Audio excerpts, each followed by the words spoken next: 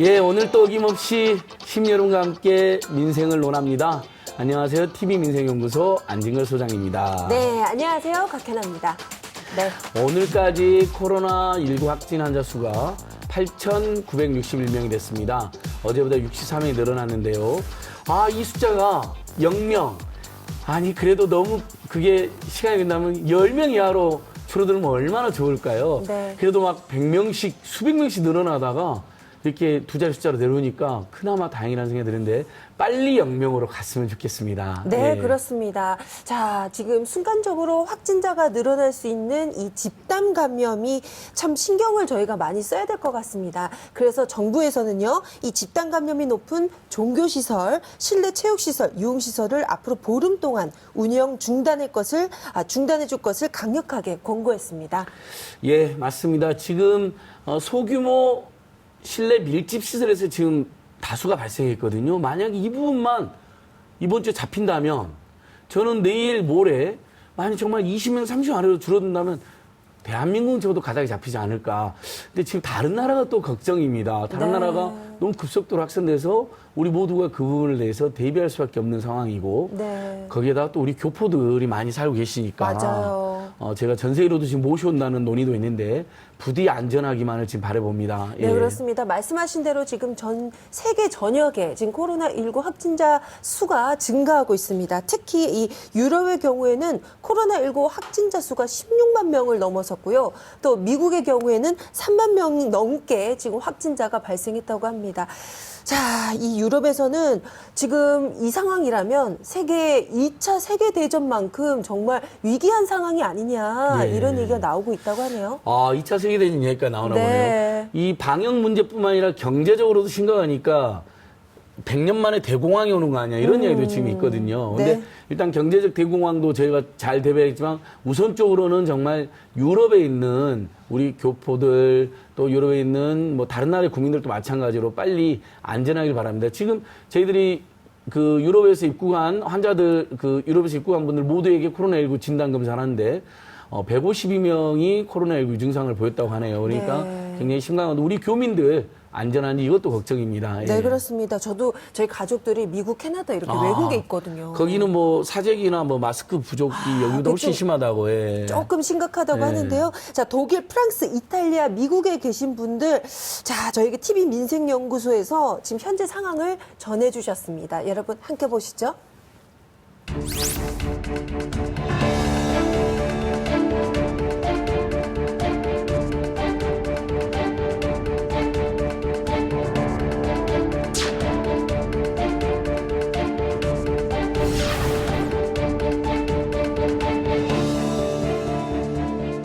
이틀 전까지만 해도 코로나 사태에 대해서 독일이 비교적 그 심각한 분위기는 아니었습니다. 약간은 관망을 하는 분위기였는데 독일의 메르켈 총리가 독일 인구의 60%에서 70%가 감염될 것이다라는 이제 전망을 발표를 하면서 보신 사진과 같이 프랑크푸르트의 모든 버스 탑승 시 앞문 출입이 완전히 제한되어 있는 상태입니다. 필요한 물품을 구입을 할 겸 마트를 갔습니다. 무려 5군데를요. 고기 봐, 고기.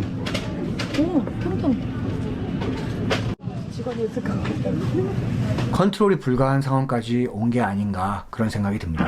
프랑스에서는 지금 이 마스크를 쓰는 사람들이 한 명도 없는데 마스크를 쓰고 싶어도 쓸 수가 없는 게 의사의 처방전이 있어야만 그 마스크를 살 수가 있거든요. 그렇기 때문에 지금 프랑스에서는 마스크 쓴 사람들은 거의 찾아볼 수가 없어요.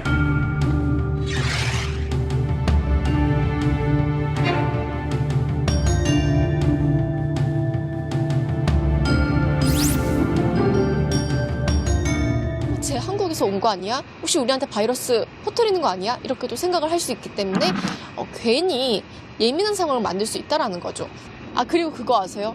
최근에 그 중국 동네에 있는 총기를 파는 그런 업소에서 총기 판매량이 굉장히 급증했다라는 뉴스를 본 적이 있어요.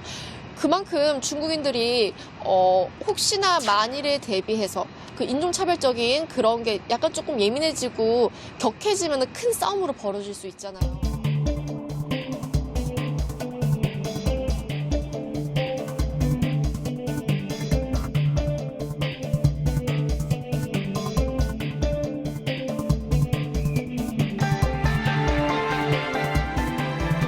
이제 바깥에 출입할 때에는 이런 자술서라고 종이 한 장이 있습니다. 식료품 구입을 목적으로 제가 바깥에 한번 다녀오도록 하겠습니다.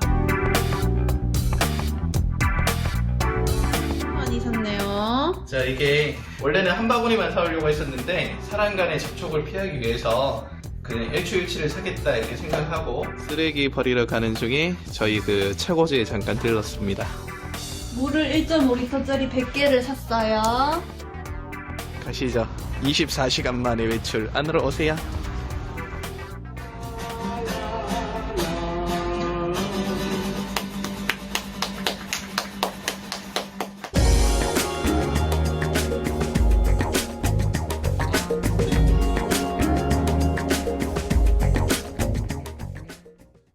네. 와, 정말 세계가 다 고통 중입니다. 네, 그렇습니다. 예. 지금 코로나19 확진 환자가 가장 많은 나라가 바로 이탈리아입니다. 그곳 베네치아에서 여행 가이드로 일하고 계신 이상호 씨와 지금 화상 전화 연결이 돼 있거든요. 어떻게 지내시는지 직접 얘기 나눠보겠습니다. 선생님 안녕하세요. 안녕하세요. 이상호입니다. 네, 예, 선생님 반갑습니다. 방금 영상 보내주셔서 잘 봤는데요. 고맙습니다. 무엇보다도 건강이 괜찮으신가요? 건강하신지. 건강하게 잘 지내고 있습니다. 아내와 저는 지금 집에서 머문 지 12일째거든요. 아우, 자체적으로 자가 격리하면서 지내고 있습니다. 네. 예. 아유, 답답하실 텐데, 그 대한민국 정부에서 우리 이탈리아 교민들 위해서 일시기구 전세기를 투입하기로 결정했는데, 그 전세기로 이번에 귀국하시나요? 이제 귀국하시는 분들도 꽤 있는 것으로 저희는 알고 있는데, 저와 아내는 이번에는 돌아가지 않을 예정이고요. 여기서 상황 지켜보면서 좀 더 지내볼 예정입니다. 네. 또 그곳에서 생활이 있으시니까. 그러니까요. 네. 예. 자, 지금 현재 이탈리아에서 이 코로나19로 인한 확진 환자 수 그리고 사망자 수가 급격하게 증가하고 있더라고요. 현재 분위기는 어떤가요?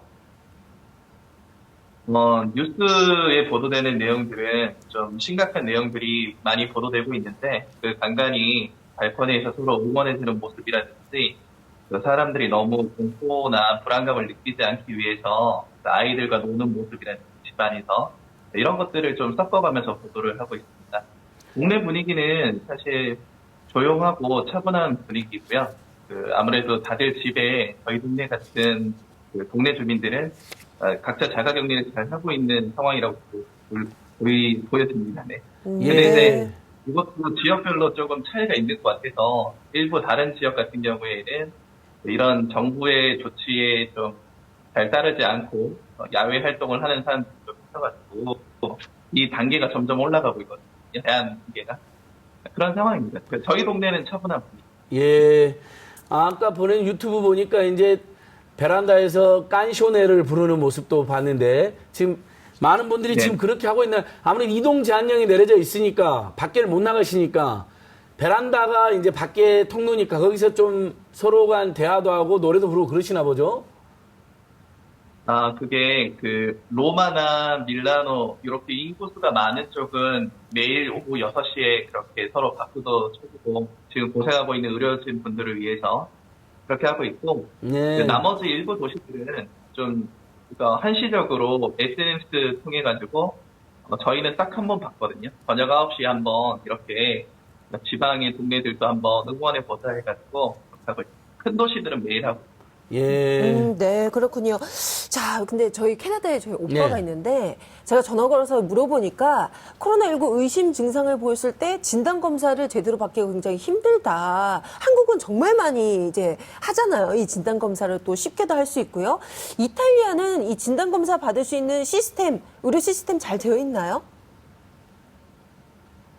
결론만 말씀드리면 아무래도 우리 한국이 진짜 잘 돼 있는 것 같고요. 예. 제가 스페인은 이 베네토 주도 나름 이탈리아 내에서는 좀 선제적으로 대응하려고 많이 노력하고 있습니다. 그래서 어제 뜬 뉴스에서는 병상이 좀 부족하다는 뉴스가 있어가지고 베네토 주지사도 병상을 추가로 3,000석 확보했다 뭐 이렇게 얘기는 나오고 있는데, 지금 의심 증상이 있으면 여기도 바로 응급실로 가는 게 아니라 우리 선별 진료소처럼 전화를 미리 하면 되거든요. 1,500번. 근데 이제 전화가 좀 통화 연결이 좀 어렵기도 하고 워낙 많은 사람들이 걱정을 하고 해가지고 실질적으로 아프면 사실 대응하기가 현실적으로는 좀 어렵지 않을까 이렇게 생각을 했거든요.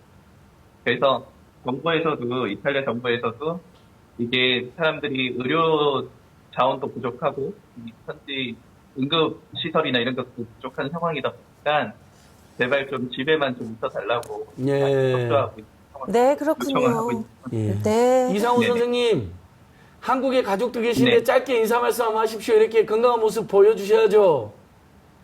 네, 저희는 이렇게 잘 집에서 머물면서 이 상황이 좀 안정화될 때까지 최대한 이탈리아 정부 조치 잘 따르면서 안전하게 있겠습니다. 너무 걱정하지 마시고요.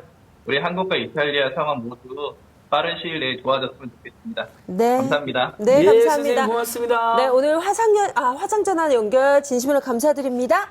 네. 예, 뭐 다른 나라들 보면 막 사재기에 인종차별 범죄, 심지어는 폭동이 일어날까봐 총기까지 막 네. 준다는 거 보면 정말 대한민국이 우리 국민들이 성숙하게 잘 대응한다는 생각을 해보게 됩니다. 네, 그렇습니다. 우리나라 국민들이 위기에 강하다 이런 얘기까지 네, 나오고 맞습니다. 있던데요. 예. 참 이럴 때 우리 민주시민의 모습이 잘 드러나는 것 같아서 참 뿌듯하고요. 자, 그럼 저희는 다음 순서로 넘어가 보도록 하겠습니다. 여러분은 지금 TV 민생연구소를 보고 계십니다.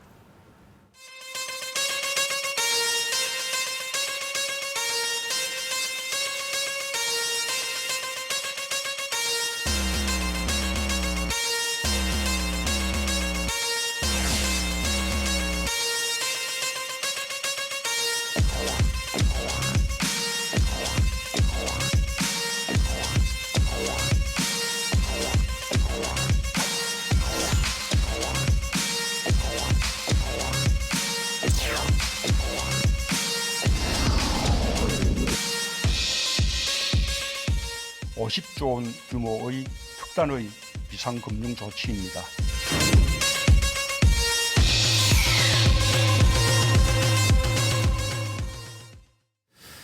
예, 우리 방금 이탈리아 교민 연결했는데요. 정말 우리 교민들 안전하시기를 기원해 봅니다. 아무튼 코로나19가 지금 몇몇 나라만의 문제가 아닙니다. 세계적인 문제가 됐고 이 보건의 위기뿐만 아니라 경제 위기가, 그래서 아까 전에 제가 혹자들은 지금 대공황이 올 수도 있다라는 이야기가 하시더라고요. 근데 너무 우리가 겁을 먹을 필요는 없지만 한편으로는 대비는 해야 된다는 측면에서 정부나 지자체들의 민생경제에 대한 대책도 저희가 눈여겨봐야 될 상황입니다. 네, 예. 그렇습니다. 자, 더 악화되기 전에 우리 경제에도 이 방역 대책이 필요하지 않나라는 생각이 드는데요. 그래서 저희가 오늘 한 분 모셨습니다. 정철진 경제평론가님 나와주셨어요. 네, 안녕하세요. 안녕하십니까. 예. 네, 안녕하십니까. 네. 오랜만에 오셨어요. 네, 네. 제가 반갑습니다. 제일 좋아하는 평론가님이신데요. 네. 평론가님, 아무튼 요즘 되게 바쁘실 텐데. 자, 문재인 대통령 경제 비상시국이다. 이것저것 따질 게제가 아니다. 뭐 네. 이런 얘기까지 하고 사상 최악의 경제기가 오고 있다. 이런 지적이 오고 있는데 지금 상황 어떻게 진단하고 계십니까? 그렇습니다. 이게 코로나19라는 게 전염병 충격이잖아요. 근데 이게 참 놀랍게도 우리가 지금까지 겪어보지 못했던 새로운 형태의 경제 충격으로 전이가 되면서 문제가 커지고 있는데요. 좀 쉽게 말씀드리면은 보통 우리가 2008년 말 가장 있었던 세계 금융위기 예. 같은 걸 돌아보면은 먼저 금융이 붕괴됩니다. 근데 실물이 바로 붕괴가 안 돼요. 조금 있다가 이 시간차를 두고 실물에 오게 됐거든요. 그러니까 그 시간차 동안에 양적 완화, 뭐 돈 찍어내서 실은 실물 경제로 오는 걸 막아낼 수가 있었거든요. 그리고 우리가 이제 오일 쇼크 같은 경우에는 공급이 무너지죠. 유가가 폭등해서. 네. 근데 수요가 바로 무너지진 않아요. 좀 시간차를 두고 수요에 영향을 미치게 되는데 이번 코로나19가 주는 충격은 뭐 문재인 대통령께서도 언급했지만 복합위기라는 게 이제 무슨 뜻이냐. 금융에도 오는데 동시에 실물을 같이 타격하는 거예요. 그러니까 주가도 지금 대폭락했잖아요. 네. 실물도 같이 지금 여행 파산, 뭐 항공업계 힘든 게 나오고요. 공급이 일단은 사람이 못 나가니까 근로자가 무너지는데 수요도 외출을 못 하니까 같이 무너지는. 또 우리 입장에서는 사스가 수출 충격이었고 메르스가 내수 충격이었다면 이번에 수출 내수가 복합적으로 거의 동시에 시간대에 오는 이게 이제 전례 겪어보지 못했던 그런 경제 충격입니다. 복합적 위기 네. 굉장히 생생합니다. 참 네. 그래서 좀 걱정이 되는 부분이 많은데, 자, 그런데 이렇게 경제 위기가 있으면 부동산 시장에 대해서 저희가 또 알아봐야 되는 게 네. 우리나라 국민들의 대다수가 70%가량이 부동산 자산을 가지고 있단 네, 말이죠. 그렇습니다. 근데 지금 보니까 제가 얼마 전에 기사를 봤더니 잠실의 아파트가 지금 5억이 내려갔다. 뭐 이런 네. 얘기가 지금 들리더라고요. 부동산 시장 지금 많이 내려갔죠. 그렇습니다. 이제 주식 시장이 대폭락했잖아요. 고점 대비 이제 거의 35% 이상 빠지니까 네. 당연히 관심이 부동산 쪽으로 가게 됩니다. 현재 현황을 말씀드리면은 급매물은 나와서 소화가 되고 있는 것 같아요. 급매물은 어디서 나오느냐? 그동안 가장 많이 올랐던 지역, 서울, 강남의 고가 주택이겠죠. 네. 여기에서는 말씀하신 대로 지금 뭐 3, 4억, 5, 6억의 급매가 나오고 이제 소화가 되는 그런 형태인데 우리가 최근에 위기들을 좀 보면 IMF 외환 위기 때 부동산은 반토막 났습니다. 네. 그러니까 50% 폭락. 그다음에 최근에 2008년 말 세계 금융위기 때가 33% 부동산이 이제 무너졌고요. 이러니까 당연히 이번 충격도 부동산의 영향에 대해서 이제 많이 나올 텐데 실은 부동산 부분은 조금만 더 지켜봐야 될 것 같아요. 왜냐하면 과거와 조금 다른 형태가 지금은 초저금리가 돼버렸단 말이죠. 그러니까 보통 언제 부동산이 무너지느냐? 그 원리금을 못 갚아가지고 금매가 쏟아질 때 무너지거든요. 네. 근데 아직까지는 이게 워낙 금리가 낮다 보니까 대출 원리금은 못 낼 상황은 아직 안 오는 그런 상황입니다. 그러니까 그래서 아직까지 부동산이 폭락할 조짐은 안 보이긴 하지만 만에 하나 이런 지금까지 이런 위기 국면이 더 가서 있어서는 정말 안 되겠지만 구조조정이 막 나서 직장을 잃는다든지 회사, 기업이 흔들린다든지 하면 이때부터는 이제 원리금 내기 조달하기가 힘들어지고 뭐 이제 우리가 신용검색이라고 하는데 예. 그렇게 되면 부동산에도 분명히 그럼 역할을 이제, 미칠 이제 겁니다. 하우스푸어들이 집을 내놓게 맞아요. 되니까 이런. 금매입니다. 그러면 네. 평론이 바로 이어서 물어보면, 네. 근데 지금 이제 경제라는 게 사람들이 뭘 사야 되는데 지금 완전히 지금 심리가 위축되어 있잖아요. 근데 현재 어쨌든 임대주택이든 분양주택이든 공급이 늘어나고 있잖아요. 네. 근데 이 공급이 늘어나는데 아무도 안 살려고 하니까 네. 그것이 부동산 가격 하락시킬 수도 있다는 이야기도 있던데 예, 어떻습니까? 그러니까 공급은 계속 나오는데 이 공급도 어디에 나오는 공급인지를 봐야 돼요. 그러니까 서울 같은 경우에는 아직은 공급이 이렇게 그러니까 많이 쏟아지지가 않고 있거든요. 그러니까 오히려 이제 공급이 많이 또 쏟아지는 지역은 또 설상가상에 이제 될 그런 수가 문제가 있겠다. 있다. 네, 이게 그렇습니다. 방금 금리 이야기도 하셨는데 이제 한국은행이 사실상 제로금리 0.75%로 내렸단 말이에요. 자, 일단 서민들은 제로금리 들으면 빚 있는 분들은 너무 좋아하실 거야. 아이고 예대 마진 줄어들겠구나 이런데 은행에 이제 돈 넣는 분들은 그 이자 맞습니다. 떨어지겠구나 이렇게 약간 네네네. 입장이 될 수 있는데 네. 어떤 영향이 주로 있을까 한국 경제는요? 우리가 금리, 이제 예. 직전에 가장 낮았던 금리가 연 1.25%였습니다. 네. 그 밑은 뭐 대한민국 역사상 가본 적이 없는데 이제 바로 한 번에 한국은행이 0.5%포인트를 인하를 해서 0.75, 연 0.75%. 우리도 앞자리가 0입니다. 미국은 아예 0이고요. 네. 그래서 제로금리고 우리는 어쨌든 0.75%이기도 한데 왜 이렇게 낮추느냐? 말씀하신 대로 이제 예금금리가 이자가 쥐꼬리만해지는데 그것도 의도된 거예요. 그러니까 그 한국은행은 이 저금하고 저축하기보다는 투자하고 소비하면서 좀 유동성을 공급한 차원에서 이렇게 낮추게 된 거고요. 대출 받는 분들은 원리금 부담이 좀 줄을 이렇게 하는 그런 목적으로 하게 되는데 지금 은행 상황을 좀 보면 예금 금리는 막 떨어지는데 대출 금리는 이게 시간차가 좀 두고 잘 안 내려옵니다. 안 떨어지더라고요. 예, 안 떨어져서 아직은 네. 안 떨어지는데 네. 곧 이제 뭐 맞춰서 떨어질 것 아니, 같습니다. 근데 그게 떨어져야 좀 더 서민 맞습니다. 중소기업들은 네. 소통이 될 텐데요. 그렇죠. 저 예. 이거 한번 여쭤보고 네. 싶었어요. 평론가님, 지금 우리나라 같은 경우는 수출 의존도가 굉장히 높잖아요. 그런데 보니까 환율이 엄청 올랐더라고요. 네. 그래서 이거 수출에 지장이 있는 거 아니야? 이런 생각도 들던데 어떤가요? 그렇습니다. 이제 원래대로 하면 우리 환율이 올라가게 되면 원화가 약세가 되면 그렇죠. 달러로 바뀌는 수출 가격은 싸지기 때문에 수출 가격은 유리하죠. 네. 평상시에는 유리합니다. 그렇죠. 근데 지금과 같은 상황 급속도로 환율이 올라가고 달러가 빠져나가는 이때 환율 급등은 굉장히 수출에 안 좋다 이렇게 볼 수가 있겠고요. 또 하나 지금 걱정이 우리가 수출 의존도를 좀 보면 중국이 한 25%, 미국이 한 13% 정도가 되는데 최초의 이 코로나19의 시작점은 중국이었고요.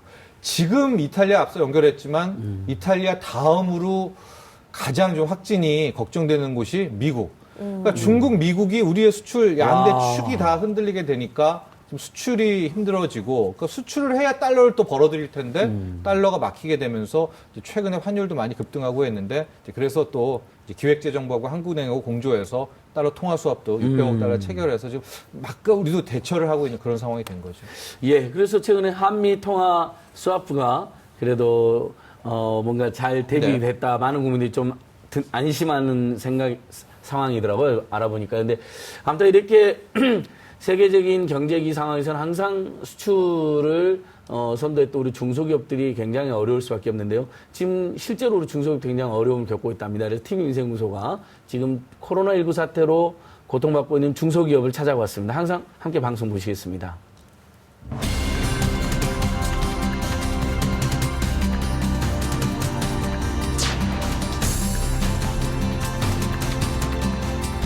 대출 규모를 확대하고 지원 체계를 보강하여 사각지대를 최소화하도록 하겠습니다.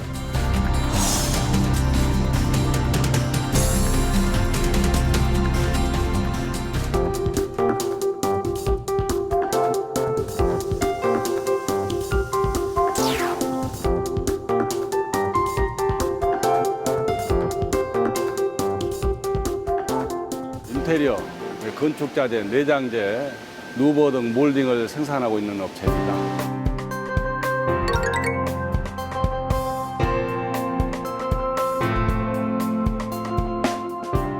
저희 현재는 한 100% 가동한다고 말씀드릴 수가 있는데 4월부터가 문제입니다.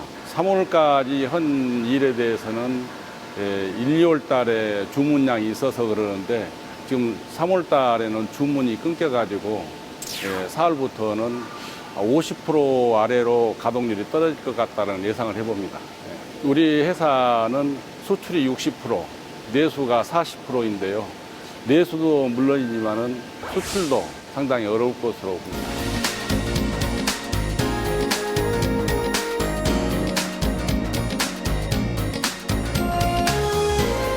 이건 미국으로 가는 겁니다. 이거는 미국으로 가는 거예요? 네, 미국으로 가는 겁니다.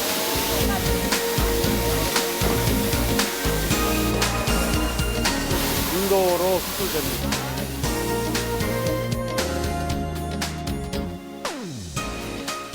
신제품을 개발해서 해외 전시, 바이어 초청, 또 국내 전시, 국내 또 바이어들도 초청해서 이렇게 하고 있는데 우선은 해외 전시회가 막혀 있고 또 국내 전시회도 막혀 있고 바이어를 초청해도 날짜를 잡았는데도 취소되고 마케팅 활동이 중단돼 있는 상태라고 보면 됩니다.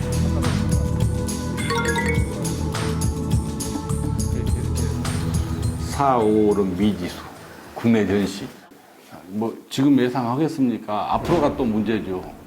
굉장히 심각할 것으로 봅니다.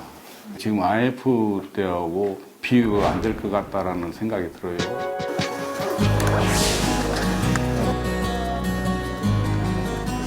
우리 100% 수출만 좀 하고 있는 그 무역회사입니다. 이 코로나 바이러스 이전에 마스크 500만 개를 저희가 발주를 받았어요. 12월 23일 날 저희가 오더를 받았습니다.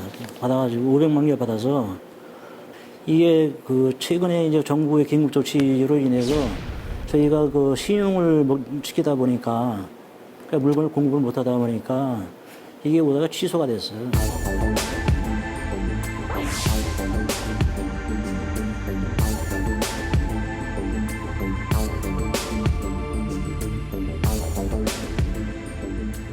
지금 어저께 이제 저희가 이 50만 불 손해배상을 하라는 이제 이 이메일을 이제 받았거든요. 어제 들어왔는데 그래서 저희로서는 그래서 참 어려운 입장이 있고 참 하루하루가 피를 말리는 그런 상황이 있어요. 저희가. 그런데 현재 정부 방침을 볼 때는 저희는 대안이 없어요. 이거 그대로 물어주세요. 정부에서 그걸 풀어주지 않으면 소량 수출이라도 풀어주지 않으면은 저희는 이거 소송을 그대로 당할 수밖에 없어요. 이거는 저희가 식약처에다가 마스크 수출 관련해서 저희가 이 공문 보냅니다. 청원서를 보낸 거예요. 피해라는 거는 이제 이루 저희가 계산할 수 없죠, 사실은. 저희 거래처 끊겨도 손해보고, 이건 장래 사업이니까. 이게 끝나면은 경제가 완전히 이제 무너질 텐데, 다 끊어놓으면은 앞으로 정부에서 외화를 어떻게 볼 것이며 우리 생존 문제는 되었거든요.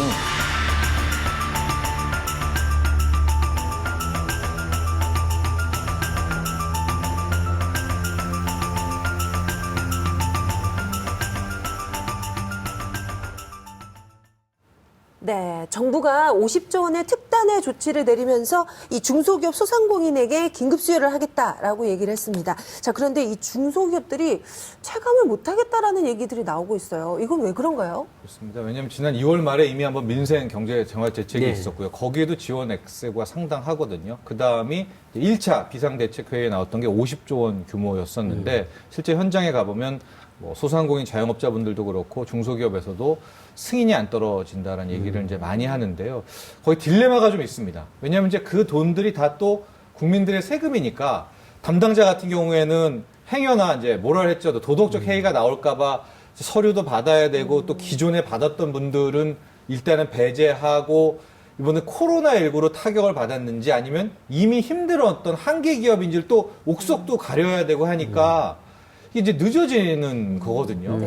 근데 또 이게 지원은 앞서 말한 것처럼 빨라야 효과가 있는 겁니다. 코로나19가 해결되는데 나중에 먼저 다 망해버리면 안 되잖아요. 맞아요. 이제 그 사이에 딜레마가 있어서 실은 이거 승인해주고 하는 이제 우리 공무원분들이랑 담당자분들이 정말 힘드시겠지만 조금만 더 속도를 조금만 더 속도를 높여주기를 진짜 바랄 뿐입니다. 맞습니다. 네. 지금 SNS 상에도 실제 코로나19 긴급 경영자금 대출 받으려고 했는데 네. 엄청 골탕 먹었다는 글이 네. 많이 올라와 있어요. 뭐 1357 통합 콜센터 전화부터 연결이 잘 되죠. 쉽지는 네, 않고 네. 보증 서류 2개 네네. 받아갖고 가야 되고 그다음에 은행에 가고 뭐 이런 과정이 올라간 거 보고 저도 속도를 내야겠다 이런 생각이 들었습니다. 평론님 그다음에 네. 이제 2차 추경 이야기 나오고 있는데요. 네. 자, 추경 규모도 중요합니다. 근데 1차 추경이 11.7조 솔직히 너무 작았다는 이제 지적 많이 받았고 네. 2차 추경은 뭐 지금 10조는 넘을 것 같다. 그다음에 뭐 지금 재난 기본소득도 50조 정도 검토하는 방금 전에 속보옵션에 떴던데 네네. 어디에 써야 됩니까? 이 추경의 편성도 중요하지만 규모도 중요해요. 이거 꼭 필요한 데가 어딜까요? 그렇습니다. 네. 일단은 기본적으로 우리가 처음에 시작했던 게 저소득층과 민생 안정 대책이 나왔고요. 그 다음에 소상공인 자영업자, 이제 중소기업까지 왔고, 그리고 아마 지금 전 세계 흐름 속으로 봐서는 2차 추경을 하게 될 것 같습니다. 하고 2차 추경의 규모도 약 한 10조 원 정도가 되게 될 것 같고요. 다만 시기가 이제 국회가 바뀌잖아요. 네. 4.15 총선 이후에. 그러니까 일단 정부안은 그 다음에 5월 중일 것으로 이제 보여지고 있고 아마 말씀하신 대로 그 사이에 재난기본소득에 대한 개념을 2차 추경에다 넣어야 되지 않을까 이렇게 보고는 있는데요. 앞서 이제 중소기업 사장님도 나오고 했는데 가장 힘든 부분이 언제든 코로나19는 풀리겠죠. 잡히겠는데 그 전에 다 펀더멘탈이 무너져 버리고 실직당하고 뭐 자영업자 문 닫고 중소기업 문 닫으면은 그 나중에 그걸 빛을 못 보지 않습니까? 그러니까 그런 부분들을 집중적으로 좀 투입을 해서 버티기 전략에 큰 힘을 좀 줬으면 하는 버틸 수 있게. 버틸 수 있게 가야 됩니다. 코로나를 잡더라도 그때까지는 버틸 수 있게. 맞아요. 일단. 네, 버텨야 됩니다. 참 걱정인 게요. 이렇게 정부가 많은 돈을 써서 이분들께 도움을 드리고는 하는데 이제 코로나19 상황이 사람들이 이렇게 외출을 안 하고 소비를 안 하니까 이 내수 시장이 참 지금 너무나도 지금 걱정된 상황이라고 얘기를 들었습니다. 그렇습니다. 이제 아까 그런 얘기했죠. 그러니까 지금 시중에 돈이 있냐 없냐. 막 신용경색 한 켠에서 나오고는 있지만 전체적으로 봤을 때는 돈이 부족한 상황은 또 이게 아닙니다. 그러니까 지난 IMF라든가 금융위기랑은 또 다른 거거든요. 그런데 지금 왜 소비가 수요가 안 되느냐? 우리 알다시피 지금 코로나19 때문에 나가지를 못하는, 예. 맞아요. 쓰지를 못하는, 모임을 안 잡아요. 모임을 안 되고 있던 모임 취소하고 다. 하고 또 행사에. 이번에 이제 준 행정명령으로 어떤 뭐 그런 것도 사람 그렇죠. 많이 모이는 네. 식당이나 집회 모임 자체가 다 또 자제해달라고. 안 되는 그런 상황이어서 일종의 유동성의 함정. 돈들만 그냥 걱정에 계속 쟁이면서 그것도 현금으로 하는 이제 그런 상황이 나서 이 충격이 훨씬 더 크게 느껴지지 않나. 예, 그러다 보면 이제 네. 우리 맨날 쓰는 돈맥 경화가 네. 굉장히 심각한 상황인데요. 네, 그렇습니다. 빨리 잡혀야 될 텐데요. 네, 그렇습니다. 아이고, 예. 자, 이렇게 코로나19 확산으로 뭐 음식점 이런 서비스업이 정말 큰 타격을 받았다고는 하지만 사실 농어촌에서는 이 생산된 생선, 채소같이 이렇게 살아있는 것들이 예. 금방 썩을 수 있잖아요. 지금 이게 팔리지가 소비가 안 않은데요. 되니까 팔리지가 않아요. 예. 정말 큰 시름을 겪고 있다고 하는데요. 지금 어떤 상황인지 저희가 영상으로 확인해 보겠습니다.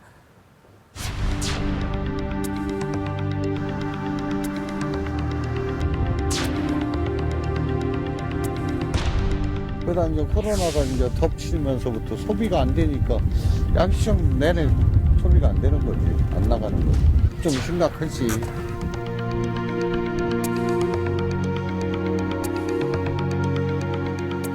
게 아주 엉망이 된 거예요. 고깃값이고 뭐고 가져가라고 막 싸게 줄게 가져가라고 사자고 해도 이 국내 소비가 돼야죠. 아유, 너무 어렵죠. 손님이 그냥 이렇게 자리 지키느라고 나오는지 별로 없어.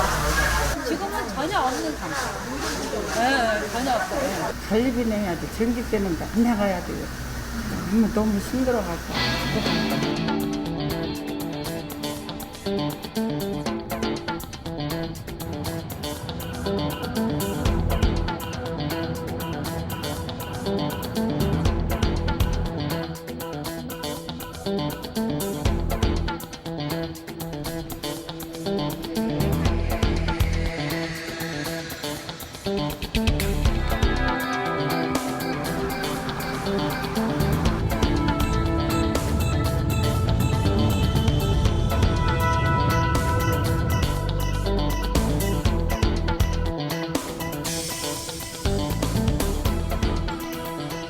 배출이 안 되니까 고기를 소비가 안 되니까 다들 있어도 소비가 안 되는 거예요. 양식장에서.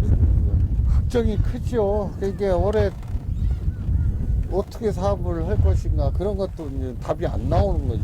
물건이 팔이야.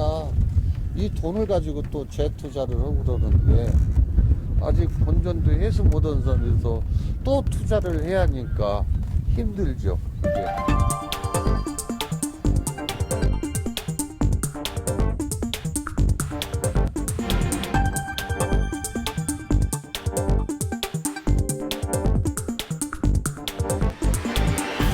문제죠. 더 1년은 더 키워야 되는데 더 키다 보면 폐사율이 높아요.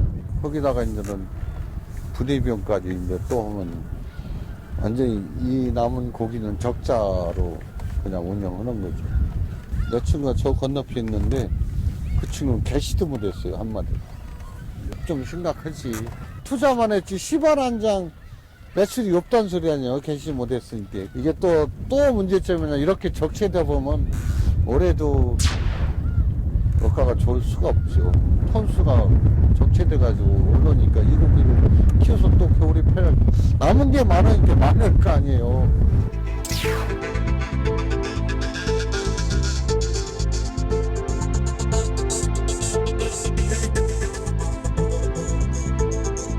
자꾸 가다락 재용해져요.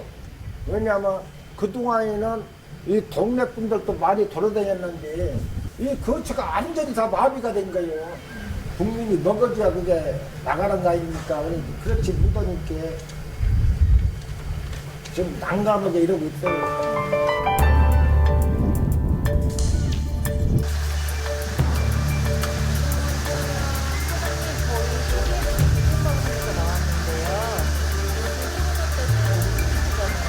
(70%) (80% ) 이상은 그렇죠. 나머지 뭐 5% 10% 5% 바라보고 이거 하는 거예요. 여기가 이 주위에 차댈 틈이 없었어요. 주말이면 금요일 저녁부터는 많이 심각하죠.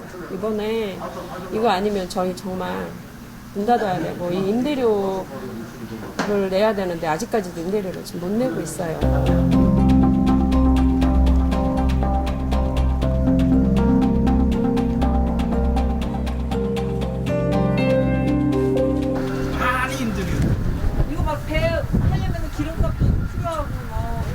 만만치 않을 것 같은데. 많이 들어가요. 손해 보시면서도 일단은 조업하시는 거예요?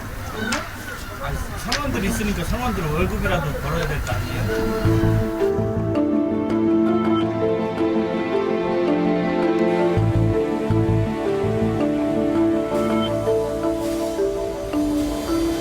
날씨가 좋아서 배는 계속 나가는데 물건이 많이 들어와요. 배가 나가서. 근데 손님이 안 오신답니다. 꽃게도 지금 굉장히 좋거든요. 알 들어서. 근데 봄꽃게 좋잖아요. 원래. 많이 아프죠. 이것도 저희는 장사 안 되는 거는 둘째치고 얼른 나라가 안정이 돼야 되는데 그렇지 못해서 그게 더 마음이 아파요.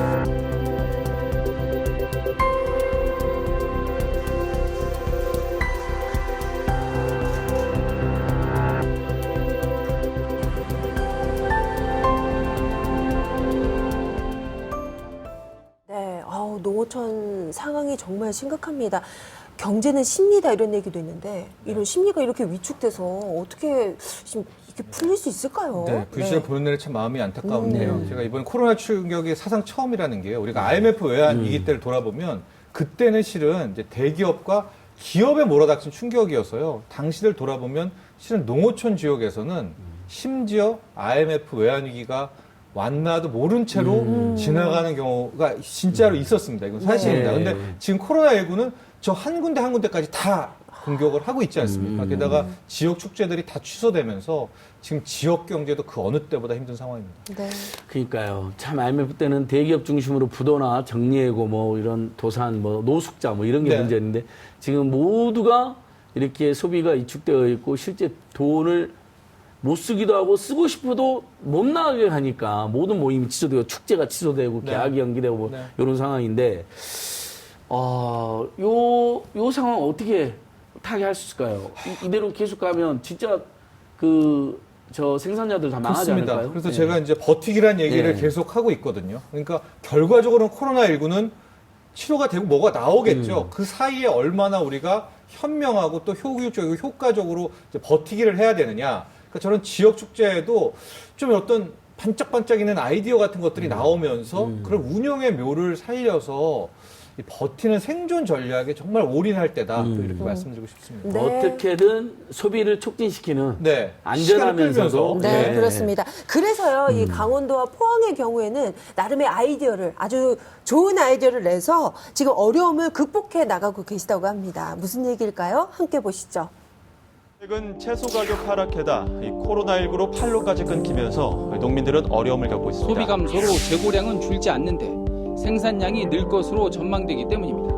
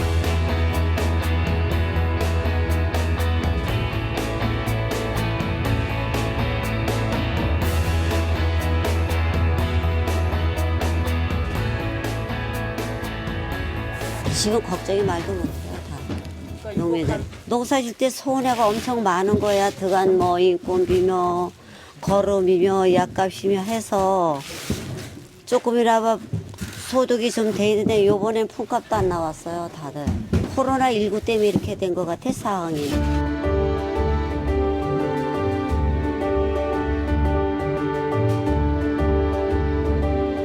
그래도 농협에서 다행히 농민들을 위해서 이렇게 팔아주시니까 조금이라도 이제 건지는 거죠, 우리가.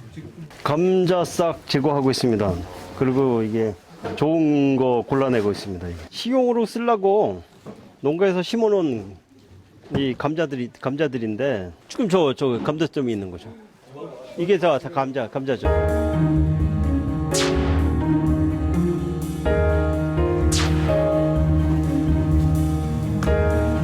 감자값이 그 전년에 비해서 감자가 생산량이 굉장히 많이 늘어났어요.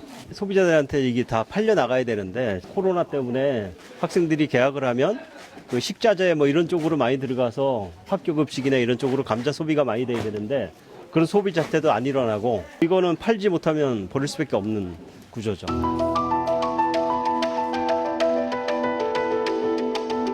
많이 쌓여 있죠. 그런데 이제 못 팔고 있는 게 더 많지, 아직도. 눈이 멀어요, 지금. 다 했으면 좋겠는데, 눈이 멀어. 좀 도와드리고 갈까요? 하시겠어요, 이거를? 어떻게 하면 되는 거죠? 아이고.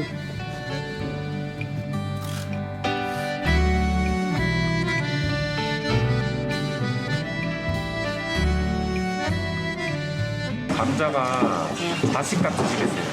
그렇죠. 여기가 애물단지라 애문단지예요? 애물단지고요. 밥도 없지. 싹은 잣도 다 따야지.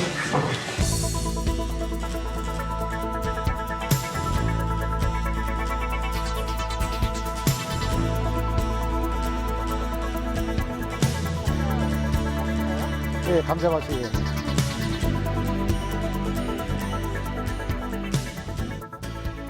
걱정이 많죠. 어차피 경기 안 좋아지고 시장 형성이 안 되면은 저희도 많이 타격이 입어요. 그러니까 좀 빨리 끝났으면 하는 마음이 굉장히 간절합니다.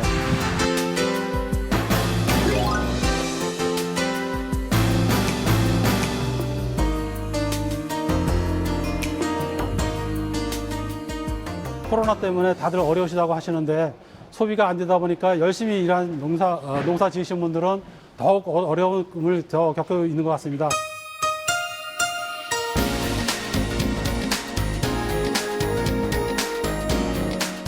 오늘 8,000박스 작업량입니다. 조금 힘든 부분이 있긴 한데요. 빨리 팔렸으면 좋겠습니다.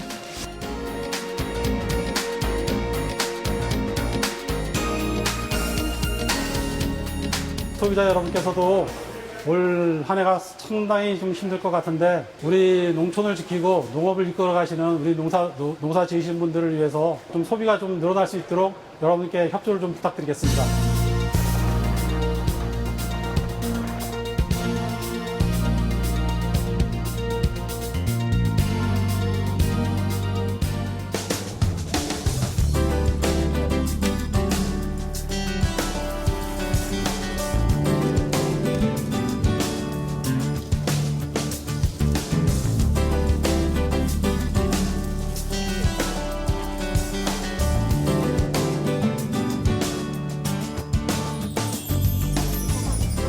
코로나19로 장기화됨으로써 수산물 소비량이 작년 대비 10%도 출하가 안 되고 있는 상태에서 이런 게 양식 업계의 분위기를 살릴 겸 소비 촉진 운동을 하게 되었습니다. 봄에 출하가 안 되면은 그 수산물의 양식 어류가 폐사할 확률이 아주 높습니다. 이런 게 빨리 소비 촉진 운동을 활성화해서 3, 4월 달에 강도다를 조기 출하할 수 있도록 우리 양식 협회에도 힘을 모으고 열심히 하겠습니다.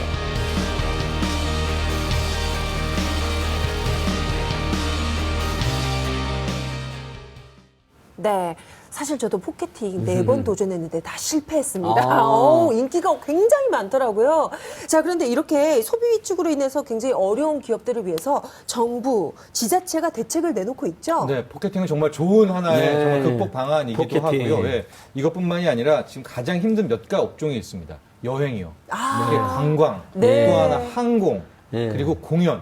이런 공연. 것들은 네. 지금 이제 특별하게 따로 관리하는 네. 업종으로 지정을 해서요. 여기에서는 상당 규모 공연 같은 경우에는 할인권 같은 경우에도 지급을 하게 되고요. 1인당 8,000원씩 지원을 한다. 이런 형태로 이게 지금 마진을 크게 남기겠다는 게 아닙니다. 앞서 말한 포켓팅도 뭘 큰 돈 벌겠다라는 게 아니라 코로나19 때까지 어떻게 우리가 잘 버틸 수 있을까에 대한 문제입니다. 그런 식으로 좀 정부와 모든 지자체들도 함께 나서고 그러니까요. 있습니다. 그래서 이게 거의 마지막 질문인 것 같은데 네. 평론가님, 재난 기본소득 논쟁이 뜨겁지 않습니까? 네. 근데 국민들이 처음에는 반반인 것 같은데 요즘에는 여론조사 보니까 찬성적으로 이제 경제가 너무 어려우니까 네. 방금 지금 언론 보도에도 정부가 네. 80% 또는 100% 국민들에게 100만 원 지급 검토한다고 나오는데 네. 어떻습니까? 이런 대책은 어떨까요? 그렇습니다. 이제 이게 상당 부분 미국도 헬리콥터 머니라고 해서 미국? 이제 1인당 이제 $1,000, $1,000 네, 두 번씩을 번 이제 주고 아동들은 $500씩 이제 준다고. 고려를 하고 예. 있고 영국이나 유럽 쪽으로 같이 퍼지고 있어서 제 생각에는 2차 추경을 할 때 이 재난 기본소득을 아마 어떤 형태로 담을까가 심도 있게 논의가 될 겁니다. 여기에서는 말씀하신 대로 그 대상 이게 어디까지 전 국민이냐 혹은 70% 80%냐 하위로 갈 것이냐에 대한 논의. 또 하나가 지금 지자체별로도 서울, 경기, 전주는 또 하고 있고요. 네. 이거를 누가 컨트롤 타워로 모아서 할 것인가, 중앙정부 따로 하고 여기에 할 것인가. 그다음에 액수에 대한 문제 이런 것들이 함께 심도 있게 논의되지 않을까 하고 지금 막 속보들이 계속 나오고 있어서 필요하다고 평론 보시는 거죠? 현재로서는 극약 처방 정도로 해서 기본소득이 이번 추경의 정도로 담겨야 되지 않을까 또 이렇게 네, 봅니다. 그렇습니다. 무엇보다도 이 코로나19가 빨리 종식이 돼서 이 꽁꽁 얼어붙은 소비 심리가 확 풀렸으면 좋겠습니다. 네. 자, 오늘 정철진 경제평론가님과 함께했습니다. 감사합니다. 예, 고맙습니다, 평론가님. 자, 우리 정평론 이야기 들으니까 많은 부분이 또 이렇게 도움이 됐는데요. TBS가 우리 시민들의 목소리를 담아서 지금 총선 시민 캠페인 하고 있지 않습니까? 네. 오늘은 방송인이자 또 자영업자이고 최근에 착한 임대료 운동도 동참한 홍석천 씨의 목소리를 들어보도록 하겠습니다. 네, 그렇습니다. 오늘 홍석천 씨의 목소리를 듣고요. 저희는 여기서 인사드리도록 하겠습니다. 저희는 내일 저녁 6시에 생방송으로 다시 찾아뵙겠습니다. 여기는 TV 인생연구소였습니다. 내일 6시에 뵙겠습니다.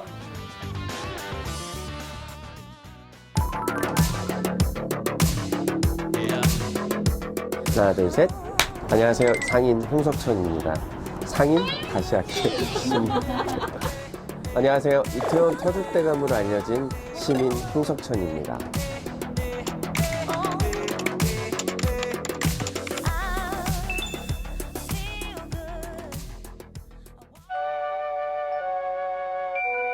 아주 잘 되는 대박 가게도 30-40%는 빠진 거고요. 그냥 보통의 가게들은 70-80%가 빠졌다고 생각을 하시고 손님 한 테이블을 못 받은 가게도 속출하고 있는 상황이어서 자영업자들은 탈출구가 없어요.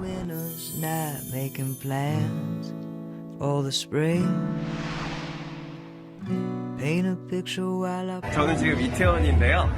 착한 건물주 운동에 저도 동참하고 응원하고 싶어서요. 자영업자분들 다 힘내시기 바랍니다. 건물주 입장에서 저는 은행 이자를 제 돈으로 내야 되기 때문에 저도 많이 손해가 나지만 그래도 함께 가야 되는 생각을 하고 있거든요. 저는 그 임대료가 조금이라도 낮아지면 자영업자들이 아무리 힘들어도 좀 견디자, 이 위기를 좀 지나가 보자라는 어떤 희망을 갖게 되는데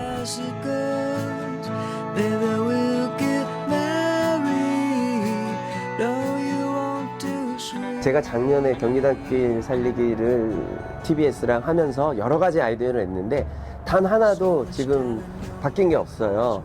심지어 뭐 주차 공간 만드는 거 하나조차도 너무나 복잡한 그런 단계들이 있어서 자영업자들의 고충이 뭔지를, 그 동네에 꼭 필요한 게 뭔지를 정확히 알고 정책을 좀 만들어 주셨으면 하는 게, 제가 욕심인가요, 이런 게?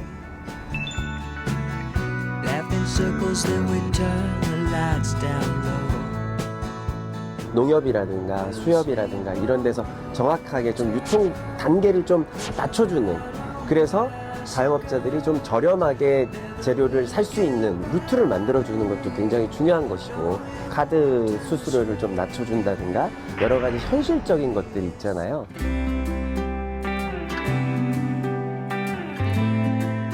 제21대 국회에 제안합니다. 시민 홍석천은 건물주와 상인들이 상생하는 골목상권 특별법을 바랍니다.